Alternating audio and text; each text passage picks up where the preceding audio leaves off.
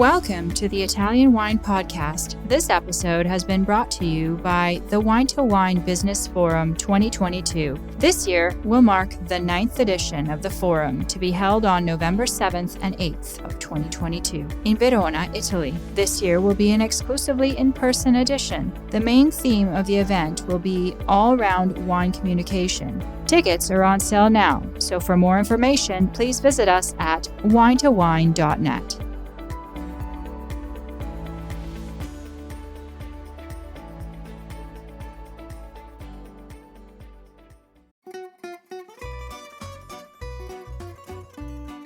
Welcome to Wine, Food and Travel with me, Marc Millon, on Italian Wine Podcast. Listen in as we journey to some of Italy's most beautiful places in the company of those who know them best, the families who grow grapes and make fabulous wines. Through their stories, we will learn not just about their wines, but also about their ways of life, the local and regional foods and specialities that pair naturally with their wines, and the most beautiful places to visit. We have a wonderful journey of discovery ahead of us, and I hope you will join me.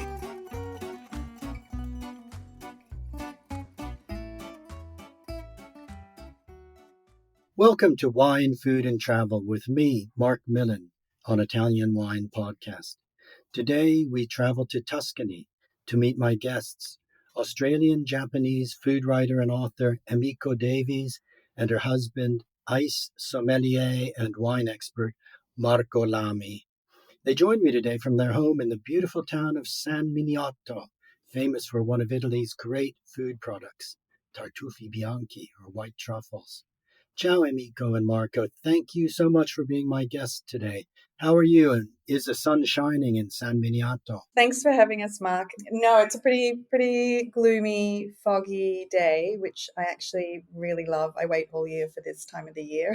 Yeah, actually, it's a pretty miserable, rainy day here in southern England where I am. But actually, I like this time of year too. I love autumn. It's a great season for food and it's a harvest time. So I'm sure we'll be talking a little bit about that. But before we get into that, Emiko, can you tell us a little bit about yourself? How you came to Tuscany to be living the life you've created? It sounds wonderful. Well, what first brought me to live in Tuscany was fine art, which I studied at university. Once I arrived in Florence, I spent like a semester there. I fell in love with the city, and it was autumn, and it was very quiet and very rainy and just very atmospheric. I loved it, and so I decided to come back. This was in 2005. And I stayed for a year studying art restoration, which was my previous lifetime, what I did then.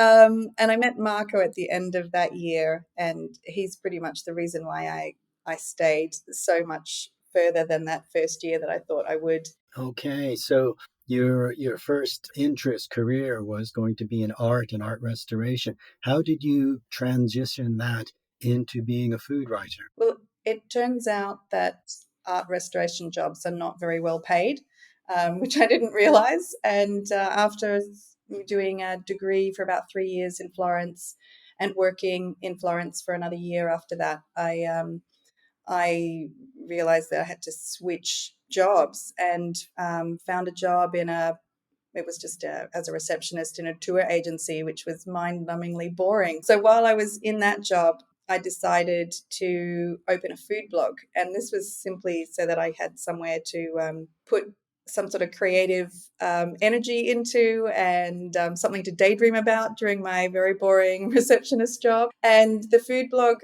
really took off, partly for me because I realized writing this food blog that I really loved it more than I ever imagined. And then also partly because at the time it actually had readers. And, and this was in 2010. So, I think sort of early on for food blogging. And it went really well. So I started writing columns for some other publications. And eventually, a couple of years after opening my food blog, I was approached by a publisher to write my first cookbook.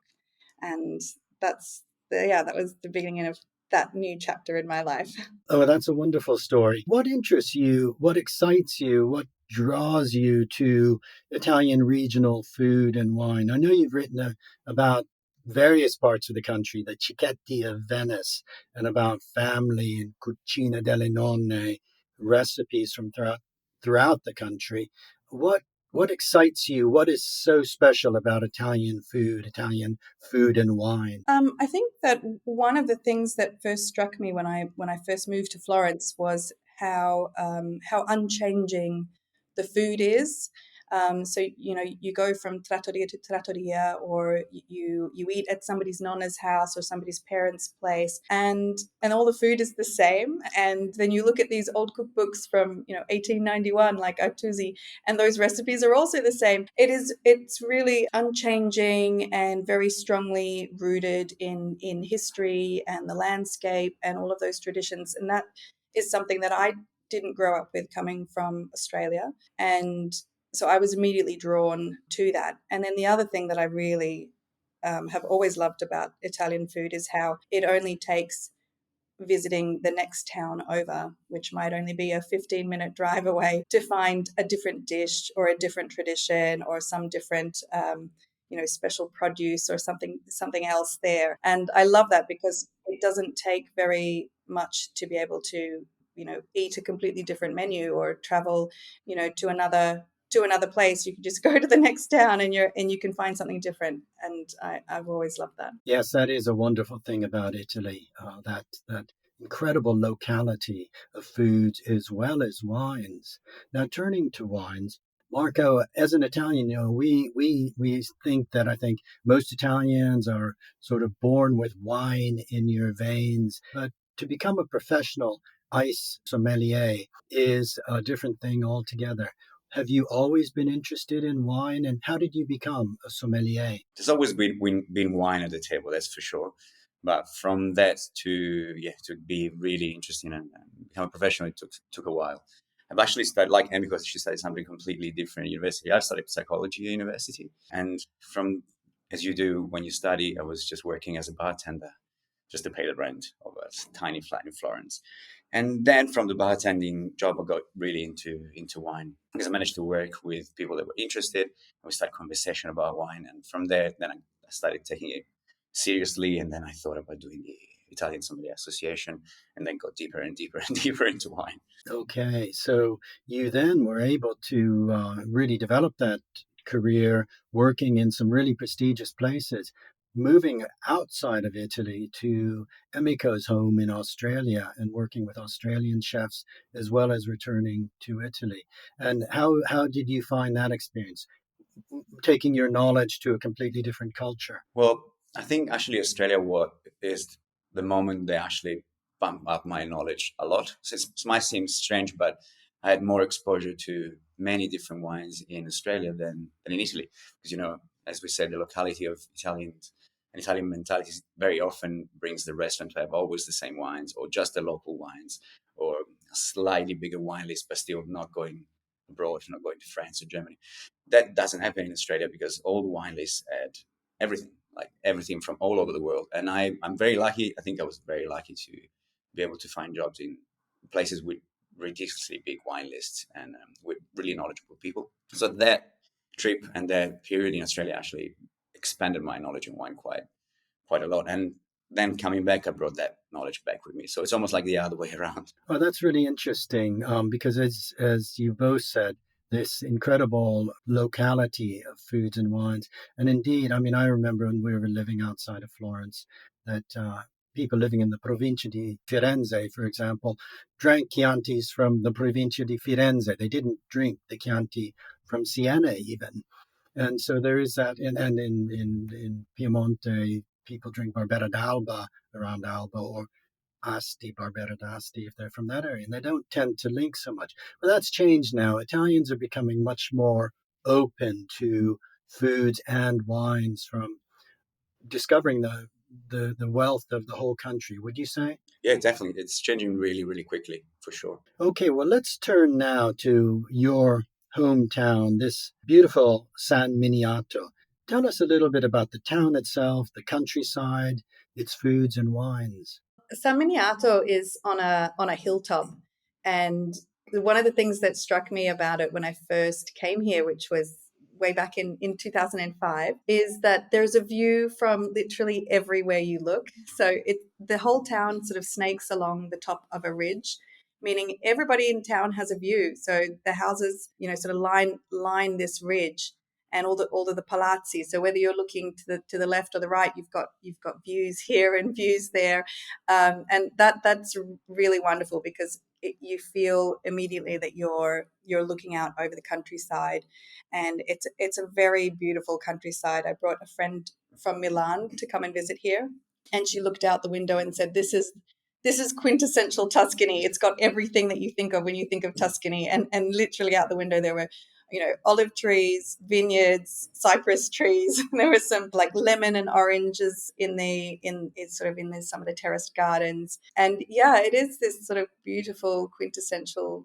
view of Tuscany. And yet you're very, very central as well. So you don't really feel like you're out in the middle of nowhere, because it's very easy to get to Florence. San Miniato is exactly between Florence and Pisa, about 35 kilometers away from both. It's also very easy to get to Siena, San Gimignano, Lucca. So all of these Tuscan towns are about a 40 minute drive from San Miniato.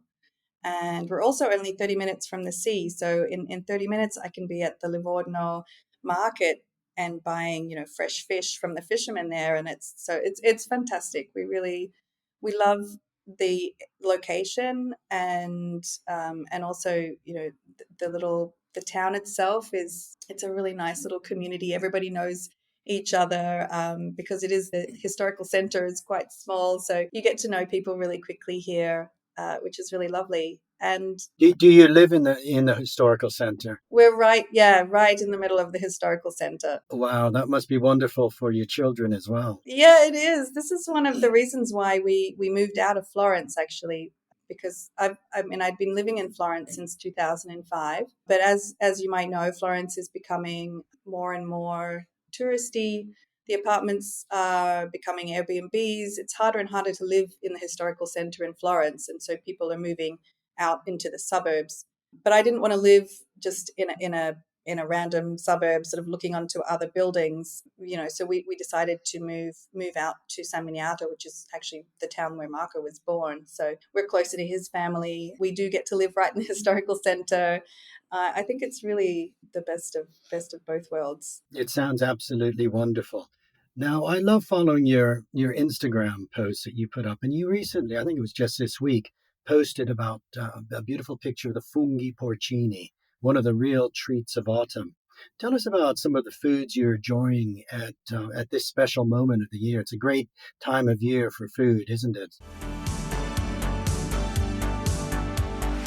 Are you enjoying this podcast? There is so much more high-quality wine content available from Mama Jumbo Shrimp. Check out our new wine study maps or books on Italian wine, including Italian Wine Unplugged, and much, much more.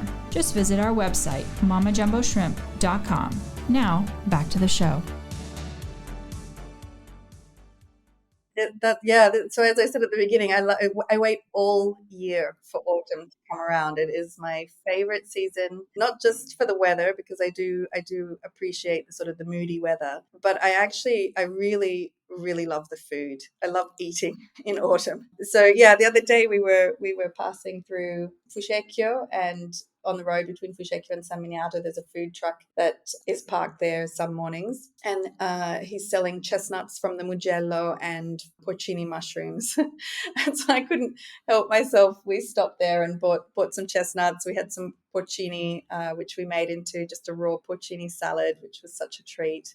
And then the other thing I really love about autumn, and what sort of makes sort of San Miniato become alive this time of the year, is white truffles, which you mentioned at the beginning. And that is a real draw card for coming to San Miniato. It's one of the reasons why we also wanted to move here, not just for the white truffles, but the fact that because this is a countryside and an area that is really rich in white truffles, it means that people come here to taste them.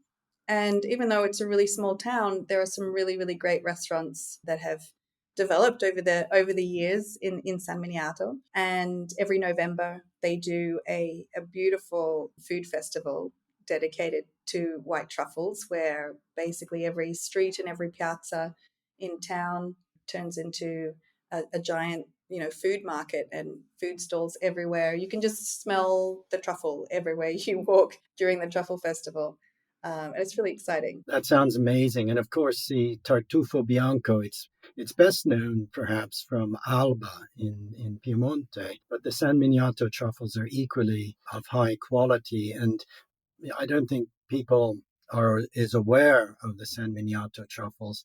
I think the Piemontesi are better at publicizing what they have. Yeah, they did a better marketing job, I think, than what they've been able to do in San Miniato. But I think they're catching up a little bit. It's only a brief season, isn't it? We're really talking about late October to December. There is a technical season in Tuscany anyway. Each region is different, but in Tuscany there are a set of rules for collecting truffles, and you're allowed to collect white truffles from the 10th of September until the 31st of December. But obviously, with climate change and the weather patterns themselves, that doesn't mean that you can find white truffles on the 10th of September. They weren't really, sort of fully coming into, finding like ripe proper white truffles until the beginning of October. So you can find some now, and you can probably find them even in January, but you're not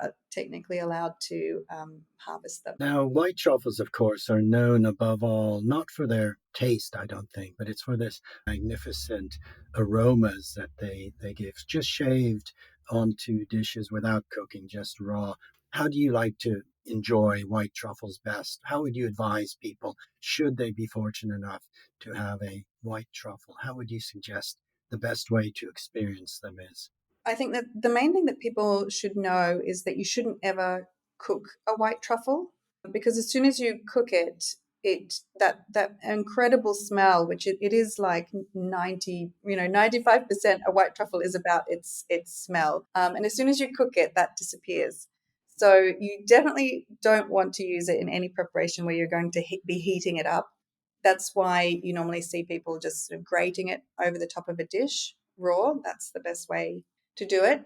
And so, because you don't want to have anything that's too strong or like cover the smell of the truffle, you would usually have it with something simple like pasta.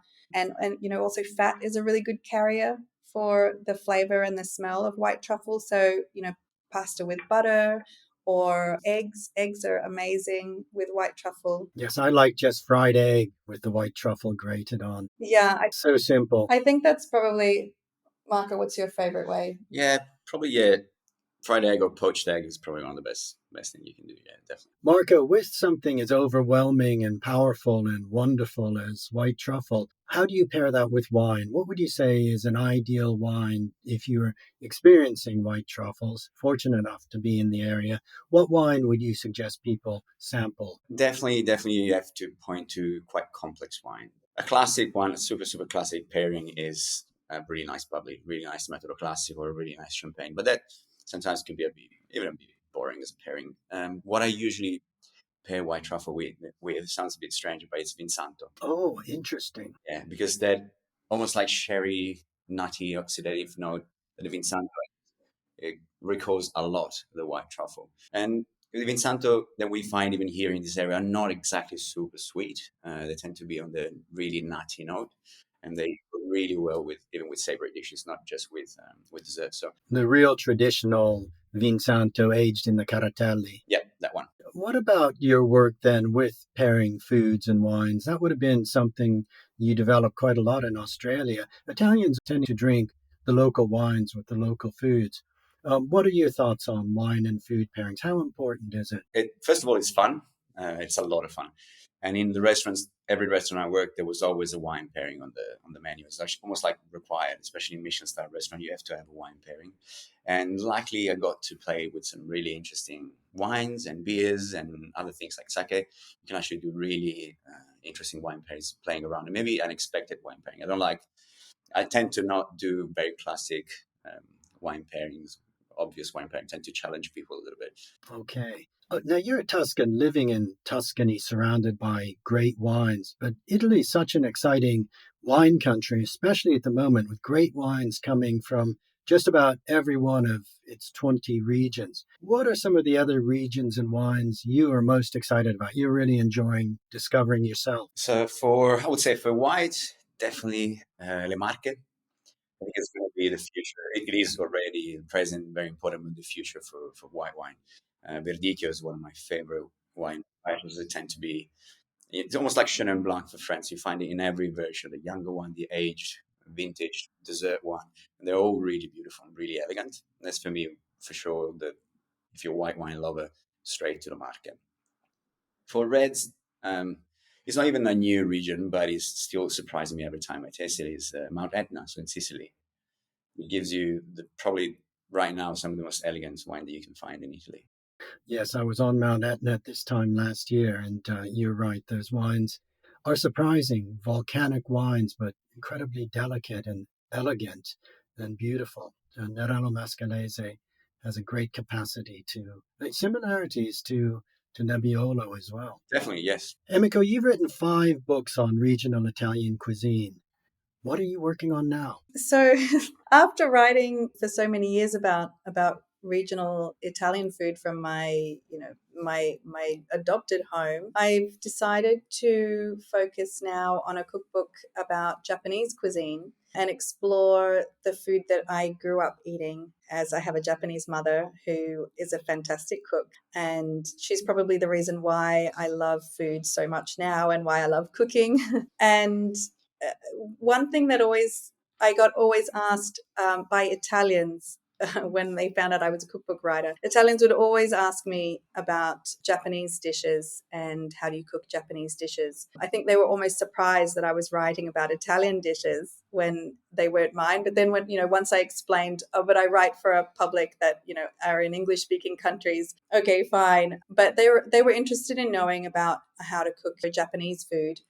And more than anything, the comment that I usually get about Japanese food is that people are intimidated by the thought of cooking Japanese food. And my answer to them was always, but this is the food that I turn to personally when I want something really quickly, I'm really hungry, or when I'm feeling tired, or I don't feel like cooking, or I just need something, on the table fast. I cook Japanese food. It's really simple and it's really quick. And the thing is, I think that people have this impression that Japanese food might be complicated because when you eat at a Japanese restaurant, you're presented with dishes that are complicated and things that, you have a master who has been studying for, decades making that one dish. Whereas at home, Japanese cooking is a lot simpler, and the home cooking you don't get to try when you eat out at Japanese restaurants. Okay. And are there similarities, do you think, between Japanese cuisine and Italian? I'm constantly finding parallels between Japan and Italy. And yes, absolutely. I mean, for starters, one thing I like to point out is like the shape of the countries and the landscapes. Both the sort of, Italy's the peninsula, so it's long and surrounded by, lots of coastline, islands. Japan is the same. It is long, very similar sort of shape, and then they are both mountainous, and so you have these mountains down the middle, and then you've got the sea very close by, and what you have is a cuisine that is, monte e mare, where you have like the seafood and the mountain food. And actually, there's a phrase in Japanese that the perfect meal has something from the sea and something from the mountains. So even to start with, I would say, this sort of the appreciation for the seafood and the appreciation for things that grow in the mountains, like chestnuts. That's something that and mushrooms. This is the season for both of these things, and those are very present also in Japanese cuisine, same as they are in Italian cuisine. Yeah, so even just starting from the landscape, I would say also, volcanic soil, so very fertile and lots of beautiful produce. And very seasonal eating. That's one of the things that makes home cooking in Japan so easy. You've got good, fresh seasonal produce, and so you don't need to do very much to it. Sure, it sounds wonderful. Will you be putting perhaps a slight Italian twist on some of the recipes? No, maybe one or two, but there are already some dishes in Japan that were influenced by Western dishes that I think are basically identical to some Italian dishes as well. And one of them is called nanbanzuke, which is basically like a scapesce. Or in southern Tuscany, there's a dish called scavescio, which is basically the same, which is eel from the lagoon of Orbetello. And it's deep fried, sort of floured and deep fried. And then it's marinated in vinegar. And it has, onions, and this one actually has bay leaf and chili in it. And in Japan, nanbanzuke is basically the same thing. It's fish that has been dipped in flour and fried, and then it's marinated in vinegar with onions and carrots. And it quite often has chili in it as well. So it's a very, very similar preparation and a similar dish. There are a couple of them like that. Oh, that sounds wonderful. Both styles, whether Japanese or Italian. I love that. Now, finally, you both have a dream to open your own enoteca. Is that going to be in San Miniato? You've actually already given it a name, the Enoteca Marilu, after your daughters. Tell us about this sogno, this dream of yours. So we've been thinking about it, I think, forever, probably since we met. But we never managed to do it. We moved here. We kind of like slowed down and stopped a little bit. So we thought it was about time to look for a space and see what was going on. We found the space literally 50 meters from the house, a really, really beautiful space that lends really well for these projects. It will be more like, let's say, a cooking school and events with a side of wine and enoteca. So, and we'll probably host a lot of dinners, a lot of pop-up restaurants, a lot of cooking classes, a lot of truffle, and then pair it with some interesting wines that you can't really find in San Miniato. Well, that's a beautiful dream, and it sounds like it's close to becoming reality. So it's certainly something I'll look forward to perhaps visiting you one day. That would be great. We're hoping to open in spring, next spring. So. Oh, how wonderful. Well, good luck with that. Yeah. Thank you. Emiko and Marco, thank you so much for being my guest this morning. It's been a real pleasure learning about your lives and your work and this beautiful place, San Miniato. As I said, I would love to come and visit you one day, so I hope we can meet in the not too distant future. Thanks so much for having us. Thank you. Thanks. See you soon. All the best.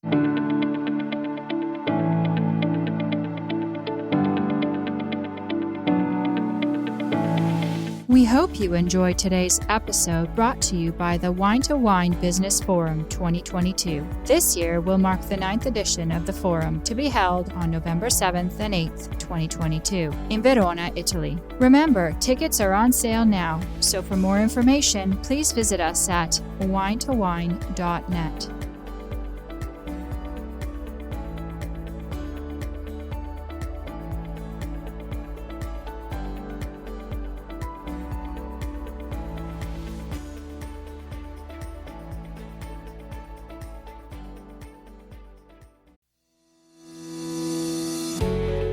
Hi guys, I'm Joy Livingston and I am the producer of the Italian Wine Podcast. Thank you for listening. We are the only wine podcast that has been doing a daily show since the pandemic began. This is a labor of love and we are committed to bringing you free content every day. Of course, this takes time and effort, not to mention the cost of equipment, production, and editing. We would be grateful for your donations, suggestions, requests, and ideas. For more information on how to get in touch, go to ItalianWinePodcast.com.